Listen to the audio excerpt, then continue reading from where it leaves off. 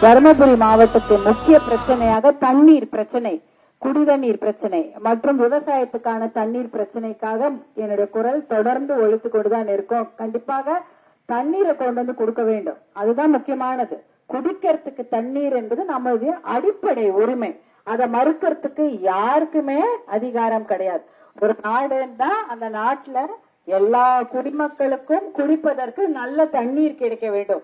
இவ்வளவு வருஷம் சுதந்திரம் கிடைச்ச ஆச்சு, ஆனா தர்மபுரி மாவட்டத்துக்கு மட்டும் குடிக்கிறதுக்கு நல்ல தண்ணி கிடையாது.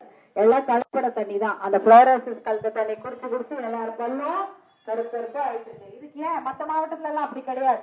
எல்லா ஊர்லயும் நல்ல தண்ணி கிடைக்குது, நம்ம மாவட்டத்துக்கு மட்டும் ஏன் அந்த நிலைமை அப்படின்னா, எத்தனையோ போராட்டங்களை பாட்டாளி மக்கள் கட்சி தருமபுரி மாவட்டத்துல நல்ல தண்ணீருக்காக செய்திருக்கிறது.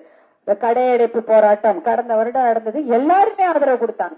எல்லா கடைக்காரர்கள், வணிகர்கள் எல்லாருமே ஆதரவு கொடுத்து கடையடைப்பு போராட்டம் செய்தாங்க.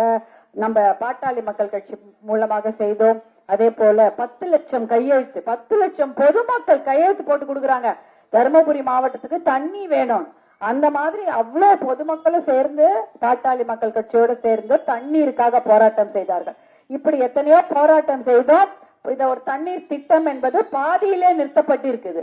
அதாவது கடந்த 5 வருடங்களாக ஒரே ஒரு தண்ணீர் திட்டம் கூட தருமபுரி மாவட்டத்துக்கு செய்து தரப்படவில்லை. அதனாலதான் தண்ணீர் திட்டத்தை, நல்ல தண்ணீரை கொண்டு வந்து கொடுக்கக்கூடிய ஒகேனக்கல் தண்ணீரோ காவிரி தண்ணீரோ அதை கொண்டு வந்து கொடுப்பதுதான் எங்களுடைய வேலை.